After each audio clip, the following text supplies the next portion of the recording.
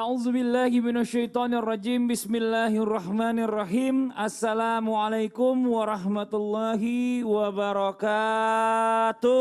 Waalaikumsalam warahmatullahi wabarakatuh. Jamaah, oh jamaah. Alhamdulillah. Alhamdulillah. Allahumma sholli ala Sayyidina Muhammad wa ala ali Sayyidina Muhammad. Inna lillahi wa inna ilaihi raji'un. Indonesia kembali berduka.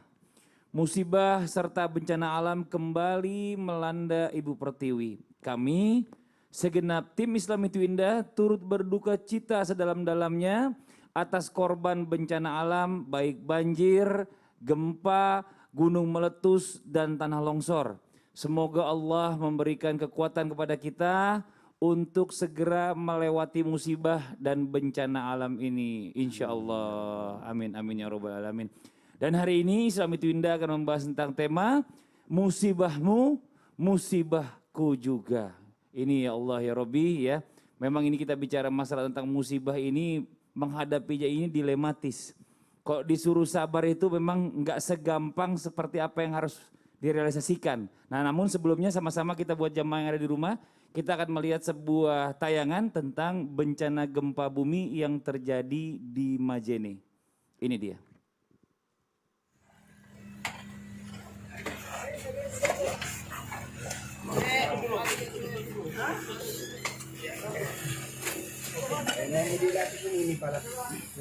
Gempa susulan di Majene terjadi pada Jumat dini hari. Gempa susulan yang bermagnitudo 6,2 atau lebih besar dari sebelumnya tersebut merusak sejumlah bangunan publik.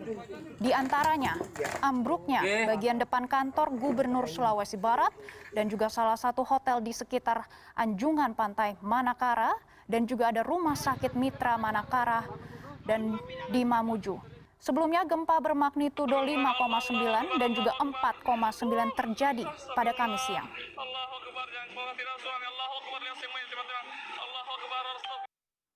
Innalillahi wa inna ilaihi raji'un. Saudara-saudara kita di Majene, semoga Allah berikan kesabaran buat semuanya. Masya Allah, ya Allah. Ini kita nggak pernah berharap segala sesuatunya ini sepertinya terjadi ya Bib ya. Ya Ustadz ya, tapi ini memang udah kehendaknya Allah, takdirnya Allah. Betul. Ya, qadarnya Allah nih. Nah buat Habib nih, Habib mohon izin nih Habib nih, apakah benar nih umat Nabi Muhammad ini yang pernah saya dengar ini tidak akan disiksa di akhirat nantinya gitu ya. Tapi di dunia ini kita akan mendapatkan berbagai ujian, baik itu fitnah ya, atau mungkin berbagai musibah, termasuk salah satunya adalah yang barusan kita saksikan ini adalah gempa bumi. Mohon izin penjelasannya Habib, tafadhol Habib. Baik, terima kasih Ustaz Wali. Guru-guru saya, Kiai Abi dan juga Ustaz Maulana, pemirsa yang dimuliakan Allah Subhanahu wa taala.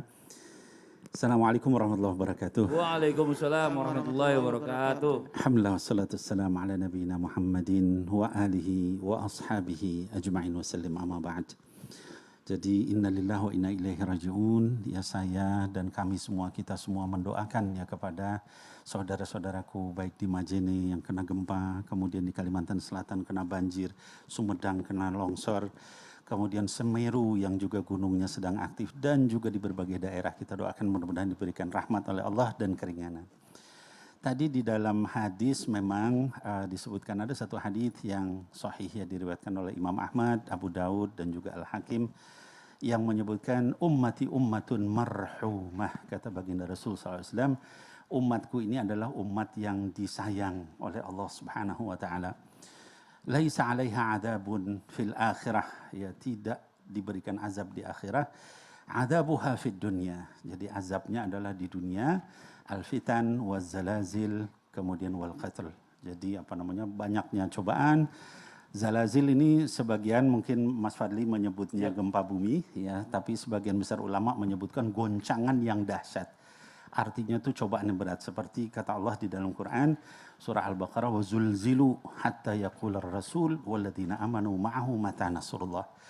Jadi datangnya goncangan, cobaan yang berat, musibah yang bertubi-tubi sampai Rasul dan orang-orang beriman berkata, kapan datangnya pertolongan Allah? Ala inna nasrallahi qarib.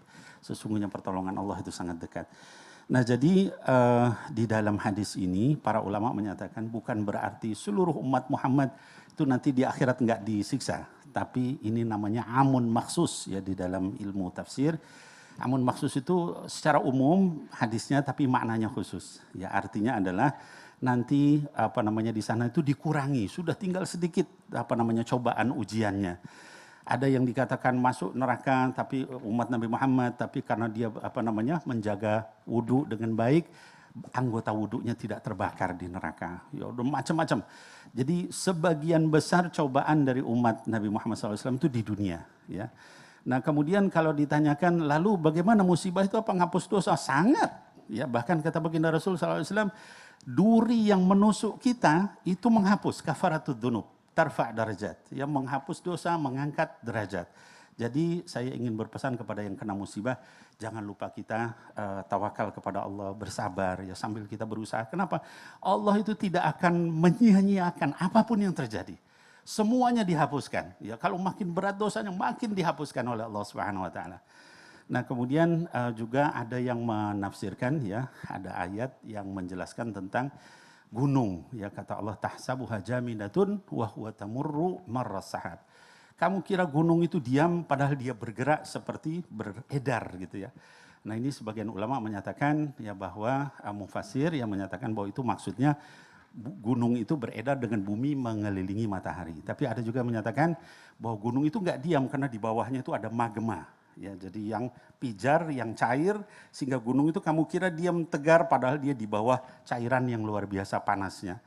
Nah, ini semua hadirin wal hadirat yang dimuliakan Allah adalah kemuliaan umat Nabi Muhammad SAW. Maka kita bersyukur menjadi umat Nabi Muhammad SAW karena yang namanya musibah seberat apapun itu menghapus dosa dan juga mengangkat derajat kita. Mudah-mudahan Allah Subhanahu wa taala senantiasa menjaga kita dimanapun kita berada dan mengganti dengan pahala yang besar. Amin ya Allah ya rabbal alamin. Amin amin ya rabbal alamin. Jazakallah khairan katsiran. Terima kasih banyak Bib atas penjelasannya. Nah, sekarang kita lanjut lagi nih ya. Kita tahu Indonesia ini luar biasa nih, sedang dihadapkan dengan ujian ya dan musibah. Ya terutama yang sekarang ini yang kemarin kita sempat alami dari tahun 2020 itu adalah corona pandemi ya yang belum hilang dan sekarang muncul lagi di awal tahun 2021 ini ya berbagai bencana alam. Ini Ustadz Maulana mau izin pertanyaannya nih, apakah benar sesungguhnya nih saat ini sedang kita alami di tahun 2021 ini baik yang berupa musibah dan bencana alam yang terjadi ya memiliki ini 3 makna yang pernah saya dengar. Yang luar biasa maknanya dan yang kita alami saat ini dalam tahap apa nih kalau boleh tahu nih? Mohon izin penjelasannya guru kita Ustadz Maulana. Silakan. Izin Abi Maki, Masya Allah tabarakallah. Satu hal buat kita. Bismillahirrahmanirrahim. Assalamualaikum warahmatullahi wabarakatuh. Waalaikumsalam warahmatullahi wabarakatuh. Jamaah. Yeay. Oh jamaah. Yeay. Alhamdulillah. Alhamdulillahirabbil alamin. Allahumma shalli ala sayyidina Muhammad wa ala sayyidina Muhammad. 5 Jumadil Akhir. Hari ini mudah-mudahan kita mendapatkan keberkahan, berarti tinggal 85 hari menuju bulan suci Ramadan. Jamaah yang dimuliakan oleh Allah, terima kasih banyak. Ada banyak hal yang sebenarnya yang akan kami sampaikan, cuma karena kapasitas waktu yang tidak memungkinkan untuk kami jelaskan semuanya. Karena betul musibah yang terjadi luar biasa banyaknya dan kita tidak boleh berburuk sangka. Tetap kita berbaik sangka karena sebenarnya makna musibah dan bencana alam itu pernah kita datang bertanya langsung di BPN apa? BPN apa gitu? BNPB ya, BNPB Badan Penanggulangan Bencana ya. Alam itu sebenarnya gini, katanya bahwa sebenarnya ini peristiwa alam. Peristiwa alam. Cuma kalau sudah ada korban itu namanya bencana alam. Sebenarnya gempa itu selalu ada. Terus apapun semuanya sebenarnya ada. Tinggal bagaimana ini kita meminimalisasi. Ya itu. Bukan. Meminimalisir. Ya itu. Sama aja mirip-mirip itu. Untuk supaya lebih jelasnya di rumah, saya kasih praktek ya. Tolong Mas Fadli. Iya boleh Ustaz. Iya. Ya Allah. Ini ada banyak. Ini alat peraga. Kenapa saya kasihkan alat peraga? Lewat belakangnya. Jangan di situ. Ya Allah ini Ame kayak biar Ustaz kerjain aja sekalian sini. Oh maaf, lewat belakang nggak boleh. Nggak Ya ada sopan. guru-guru di Ada belakang guru-guru. Maaf ya, Kita juga Abi, ajarinnya di Abi. rumah untuk sopan. Bahwa sebenarnya kalau kita ada guru-guru kita di depan jangan lewat di depan. Ya maaf Iya. kalau enggak disuruh simpan aja di sini. Iya, Ya iya. Allah, dia Kasihan bikin inisiatif sendiri loh disimpan di lantai. Ya Allah. Nah, kenapa saya Iya. jelaskan ini? Ada 3 sebenarnya. Mohon maaf musibah itu bagaimana menyadarkan diri kita. Saya coba dulu. Bisa minta tolong? Habib panggil aja Mas Fadli. Mas Fadli nggak nengok ya? Saya lagi sini. Ya, lagi sibuk. Lagi ngobrol ceritanya. Ya, lagi sibuk. Silakan Habib dipanggil. Mas Fadli, assalamualaikum. Mas Fadli. Dia nggak sadar. Nggak dengar. Coba Habib Maki panggil juga. Nggak tahu. Mas Fadli. Iya nggak tahu. Karena dia tidak nengok-nengok, maka saya hei, Aduh. Rese banget sih. Ngapain? Kenapa Ustadz? Hei. Kenapa? musibah itu kayak gini. Oh teguran. Teguran, dipanggil nggak nengok. Maka dilemparilah bencana alam supaya nengok. Nih, nengok. Jadi seperti itu. Bagaimana kita Masya Allah. maaf ini perumpamaan. Hamba itu kadangkala lupa dengan Tuhannya. Kapan ingat ketika dikesadarkan dengan bencana alam berbagai macam. Betul. Jadi kayak tadi, Habib panggil, Abi Maki panggil, Nggak dengar. nengok-nengok. Masih untung disambitnya pakai kertas. Coba kalau disambit pakai ini berasa kan? Masih ada Bisa lagi, benjol. jangan salah. Apa tuh? Jangan salah. Kalau kadangkala manusia itu harus dipaksa. Pertama, makasih banyak. Habib, silakan duduk. Kadangkala, silakan Pak. Iya, di sini ya, sini ya. Ya, Sini ya. ini rajin banget. Wah. Orang yang rajin membersihkan segala sesuatu, aman dia. Iya. Tapi karena kalau ada yang malas, terpaksa dia harus pakai kain pel. Karena kotor. Karena kotor, sudah nempel. Udah nempel. Maka kalau Gak mempan. karena malas, ini kalau setiap hari kita bersihin, aman. Tapi kalau 1 minggu tidak dibersihin, tidak berguna lagi ke moceng. Nggak Yang berguna berguna. adalah Pel. pel. Kalau 1 tahun tidak dibersihin, Masih di pel udah gak mempan. berarti 1 tahun tidak pernah dibersihin. Iya. Makanya harus pakai sikat. Allahu Akbar. Itulah Iya. perumpamaan. Jadi bala itu kadangkala ada ujian yang mengangkat derajat.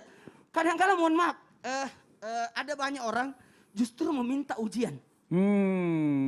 Meminta ujian, melapor, saya minta diuji. Kenapa? Karena mau naik pangkat.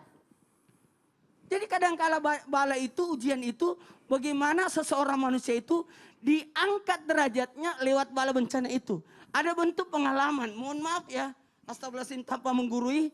Maka kalau kita bisa lihat, rumah-rumah di Jepang itu terbuat dari kertas. Dinding-dindingnya. Kenapa? Karena mereka sudah terbiasa dengan gempa. Mereka sudah terbiasa. Orang-orang dulu kita itu rumah-rumahnya rumah-rumah tingkat. Maaf ya, kayak panggung. Yeah. Kenapa? Karena udah terbiasa akan adanya gempa. Jadi kalau rumah panggung itu tidak ada masalah. Gempa itu tetap goyang utuh aja. Karena dia adalah bentuk rumahnya dari rumah panggung. Oke, Ustadz terima kasih banyak Ustadz. Ini karena Sebenarnya masih banyak yang saya mau bahas. Tapi durasi kita udah habis Ustadz, masih Nanti banyak yang mau segmen dibahas dua, juga. segmen Iya, nanti tiga, kita lanjutin masih ada lagi loh. Oke. Ya. Nah, sekarang kita lanjut lagi buat jamaah yang ada di rumahnya, kita akan melihat sebuah tayangan lagi tentang bencana tanah longsor yang ada di Sumedang. Ini dia tayangannya. Di hari kedua pencarian, petugas gabungan terus berupaya mengevakuasi korban longsor di Desa Cihanjuang, Cimanggung, Sumedang.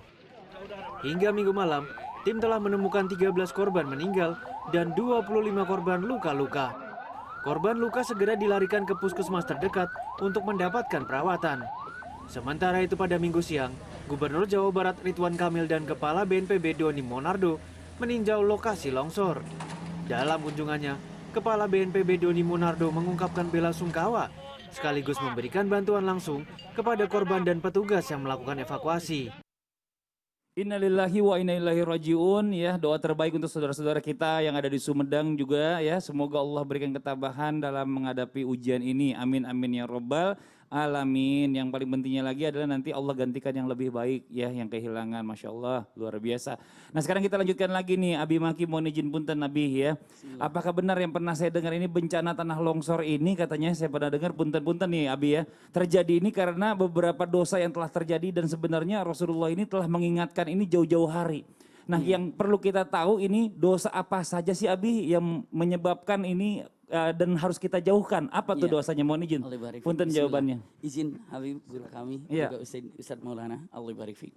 Bismillahirrahmanirrahim. Assalamualaikum warahmatullahi wabarakatuh. Waalaikumsalam warahmatullahi wabarakatuh. Alhamdulillahirabbil alamin. Allahumma salli ala Sayyidina Muhammad wa ala ali Sayyidina Muhammad. Subhanallah, memang kalau perkataan Sayyidina Ali sangat jelas sekali dengan mengatakan tidak akan pernah turun yang namanya bencana kecuali dengan dosa.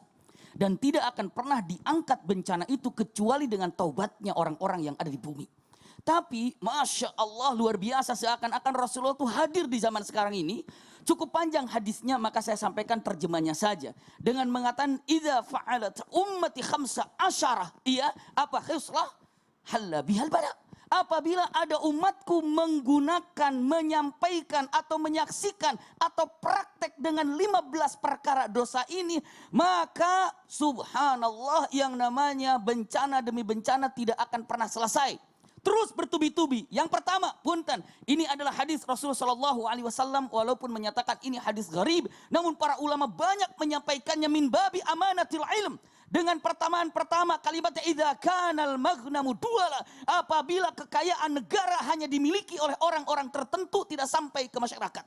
Yang kedua dengan mengatakan wal amanatu maghnama, apabila ada orang berlomba-lomba untuk menjadi pemimpin tapi niatnya bukan untuk mengatur masyarakat tapi untuk memperkaya diri. La haula wala quwata illa billah. Ini punten. Nomor 3-nya mengatakan waz zakatu maghrama, apabila yang namanya zakat disamakan dengan dia sebut pajak. Pajak beda, zakat beda. Nomor selanjutnya ini nomor 5 dan nomor 6 ataupun nomor 4 ini dengan nomor 5 sama, dekat sekali. Yakni nomor 4 mengatakan apabila seseorang laki-laki lebih mentaati istrinya, nomor 6-nya atau nomor 5-nya ketimbang ibunya. Ketika istrinya mengatakan, "Pah perlu ini, ayo.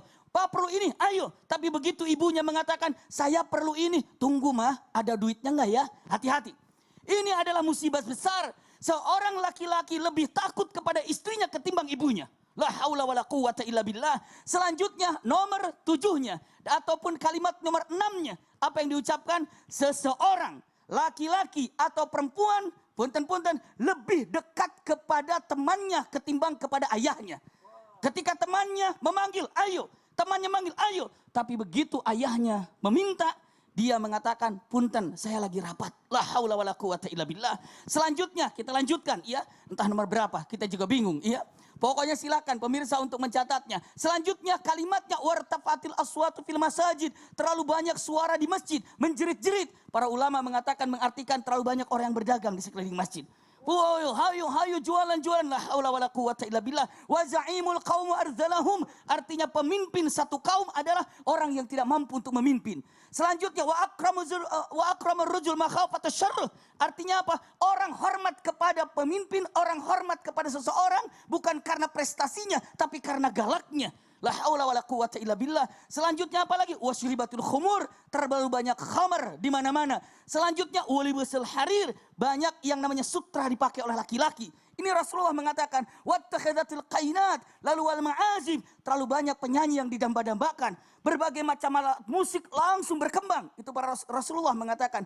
Selanjutnya dengan nomor 15-nya wala anal akhiru awwaluha hadhil ummah, maknanya dengan tegas mengatakan banyak di zaman yang menghina ulama-ulama, paling tidak jauhnya menghina para sahabat, bahkan menghina Rasulullah, bahkan menghina para ulama. Kalau sudah terjadi demikian, tunggu apapun musibah yang tidak dikira akan datang. Na'udzubillah. Na'udzubillah min zalik. Ini hadisnya sangat lengkap sekali. Ini sebenarnya panjang masih penjelasannya, Abi, ya. Pastinya Ini demikian. bicara masalah kenapa sih terjadinya ini semua, mungkin karena apa yang pernah tadi Abi sebabkan itu, apa sebutkan tadi, sudah kita lakukan nih tanpa kita Betul. sadar. Jadi kita Iya. sambil dengerin, ya Allah, na'udzubillah, astagfirullahaladzim, jangan-jangan kita udah ngelakuin ini. Nah ini saya mau tanya nih, Allah ini barik. berkaitan dengan para ulama nih, Masya Allah ini. Kemarin innalillahi wa inna ilaihi raji'un, ada beberapa ulama-ulama yang kita cintai ini meninggal dunia, ya. Kita ditinggal oleh orang-orang yang kita cintai. Nah ini apakah ada hubungannya antara wafat para ulama soleh ini menjadi musibah juga nih, ya, buat musibah besar buat di zaman milenial ini. Dan apakah yang terjadi, yang saya dengar apakah musibah ini akan terjadi lebih besar lagi jika ulama-ulama ini telah wafat. Mohon izin penjelasannya, Bi. Subhanallah, memang ini adalah satu peristiwa yang sangat besar dan musibah yang paling menyakitkan buat kita semuanya. Betul. Tapi untuk jelasnya, insya Allah setelah pesan-pesan ini kita akan bahas. Insya Masya Allah. Allah. Allah ibarik fiik. Iya Bi.